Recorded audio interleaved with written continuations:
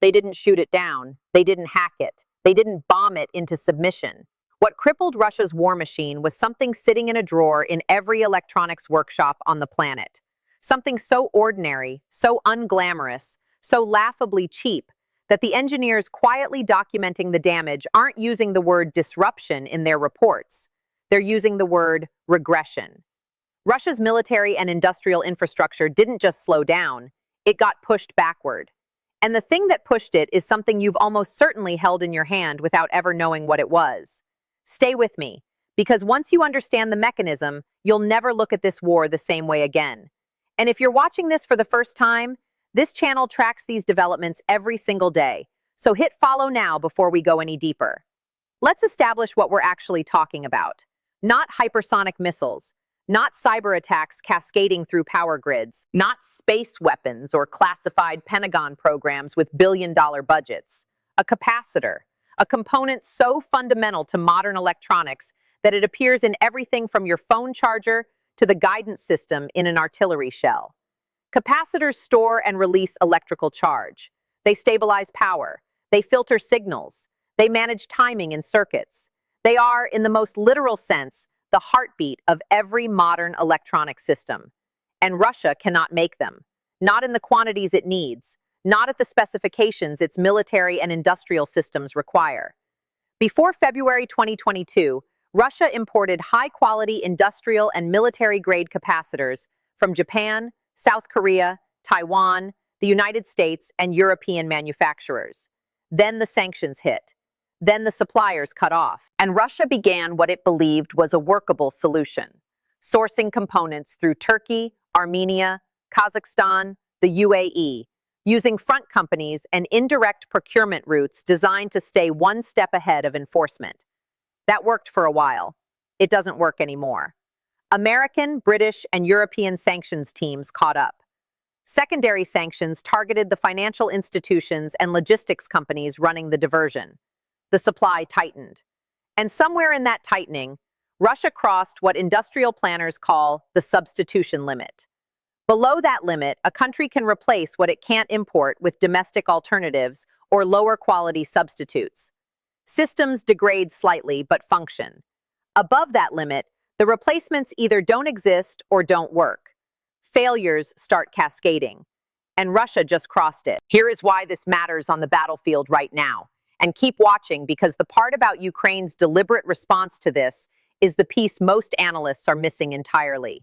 Russia's electronic warfare capability has been one of the single most consequential military advantages of this conflict. The Krasuka systems, the Zhitel systems, the Pol-21 drone jammers, entire networks of platforms designed to jam Ukrainian GPS, disrupt drone operations, degrade precision navigation and communications. These systems are not optional luxuries for Russian battlefield commanders.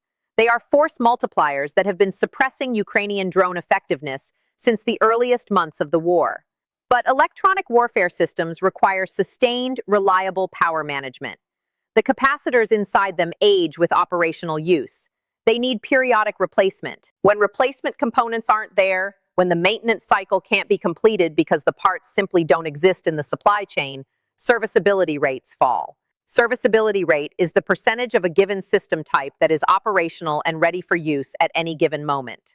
Ukrainian frontline drone operators have been reporting something specific in specific sectors, across specific time windows. The jamming that has been suppressing their FPV drone operations is becoming intermittent. Not everywhere, not all at once, but in patterns.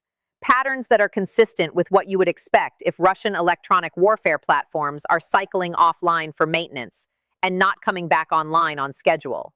The wall isn't gone, it's thinner. And a thinner wall means more Ukrainian drones reach their targets. More reconnaissance operates without disruption. More precision strikes achieve their intended effect. The capacitor shortage isn't just an economic data point. It is showing up in the kill chain. Then there's Russian artillery. Modern fire control isn't a soldier eyeballing a target. It's an integrated digital system computing firing solutions accounting for weather, propellant temperature, barrel wear, target movement, and real-time communications. All of it runs on electronics. All of those electronics contain capacitors. When those components age past their replacement window without being serviced, accuracy degrades. The rate of fire for effect, meaning the rate at which Russian artillery actually hits what it aims at, decreases. Ukrainian artillery observers have been documenting this, not in press releases, in the operational reporting that filters out of frontline units when something measurable changes. And something measurable has changed.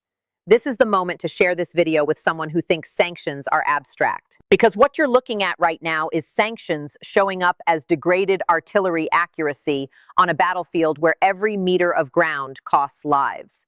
But the battlefield effects are only half of the picture.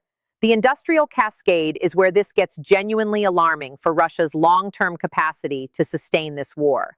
Russia dramatically ramped up domestic ammunition production after 2022. State media celebrated it. Western analysts initially feared it. The shell production numbers were real. The growth was real. But the machinery enabling that growth was always borrowed time. Russia has been running Western-built CNC machine tools and automated assembly systems past their recommended service intervals since the sanctions began. Every one of those machines contains an electronic control system. Every one of those control systems contains capacitors. When those capacitors fail, when a CNC machine's electronic brain gives out because a worn component finally reaches end of life, the machine stops. And when the machine stops, the facility producing the parts that go into the system that makes the artillery shells slows down. Then the downstream facilities that depend on that supply slow down. Then the facilities downstream of those slow down. Russian industrial planners have a name for this: the multiplier effect of component shortages. One failed component doesn't take down one machine. It initiates a cascade through connected systems that wasn't visible in week 1 or month 1, but becomes undeniable by year 3. Economists tracking Russian industrial output through proxy indicators, electricity consumption, railway freight volumes, raw material export patterns, have been documenting a growth rate that is slowing, and in some categories reversing. Artillery shell production showing signs of capacity constraint in the last 2 quarters. Tank output at the Eurovagonzavod facility running significantly below official claims, confirmed by satellite imagery of storage yards and railway movements, and then confirmed again when the facility announced significant layoffs in late 2025. You don't lay off workers at a tank factory claiming record production. You lay off workers when the production line is down. And production lines go down for many reasons. One of them is electronic component failure in the automated systems the line depends on. Russia's industrial investment fell 2.3% in 2025 and is projected to fall further in 2026. Companies cannot invest in expansion when they are spending every available resource keeping aging, under-maintained systems barely operational. Now, here is the part of this story that almost nobody is covering. And it's the part that changes how you understand Ukraine's strategy entirely. Ukraine identified the component vulnerability in Russian industry before Russian planners had fully internalized what was coming.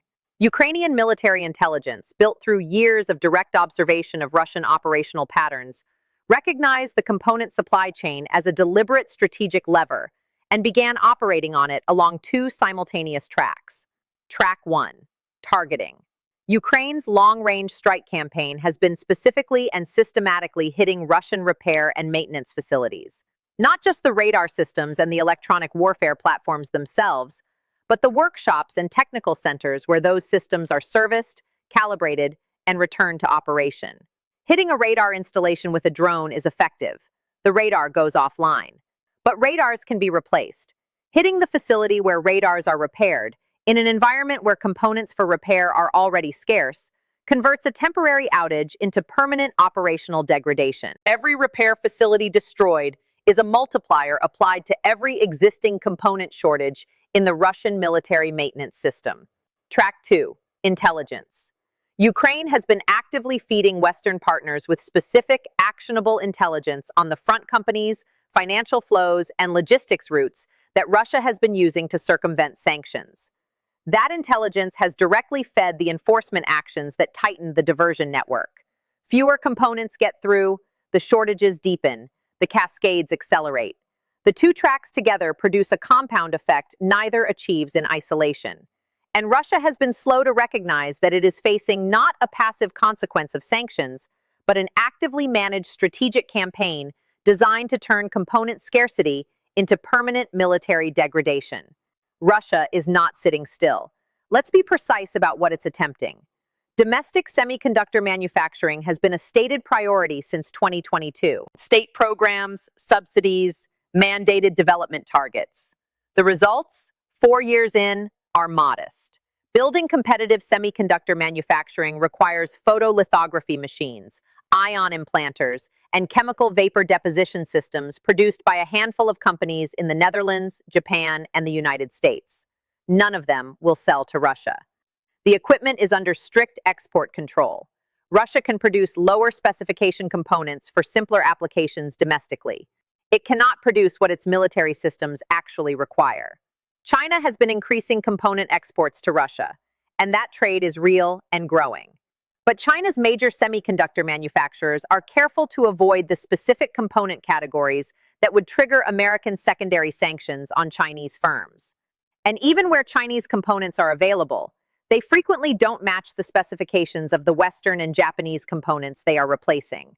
Integration problems, performance gaps, reliability issues that show up not in the factory but in the field months later. The diversion network through third countries continues to function, compressed but not closed.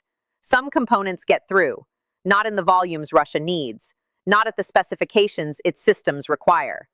The gap between supply and demand is not closing. It is widening. The maintenance debt is not stabilizing. It is compounding. Here is what all of this looks like from a trench in eastern Ukraine.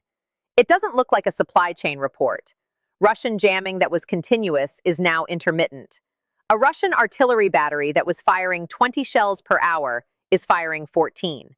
A Russian electronic warfare system that was permanently on the air is now cycling on and off in patterns that suggest maintenance rotations without adequate replacement assets. Russian drones that were hitting targets with consistency are showing navigation drift, flight control instability, fuse reliability issues. The technical signature of below-specification components sourced from secondary suppliers when the primary supply chain closed. None of these things individually end a battle. None of them guarantee Ukrainian success in any given sector. But combined, sustained, and accelerating, as the maintenance debt deepens and the component supply continues to contract, they change the conditions under which the battle is fought. Military planners call this cumulative degradation, the battlefield equivalent of a structure whose foundation is eroding, slowly, then visibly, then catastrophically. Less effective jamming means more Ukrainian drones succeed. More Ukrainian drones succeeding means more Russian electronic warfare platforms are struck by those drones. More Russian platforms destroyed means jamming coverage thins further. Thinner coverage means more Ukrainian drones succeed. The cycle feeds itself. And underneath the cycle, driving it, sustaining it, accelerating it, is the component shortage. The mechanism is simple. The effects are not. The trajectory is clear, and we are tracking it every single day. If you've made it this far, you already understand something about this war that most people watching headlines don't. Drop a comment below with one word. What do you think breaks first? Russia's military capacity or its economy? Because the answer to that question determines how this ends. And if you want to be the person in the room who actually understands what's happening, not just what's reported, then subscribe. We don't do surface level here. We do the mechanism every single day.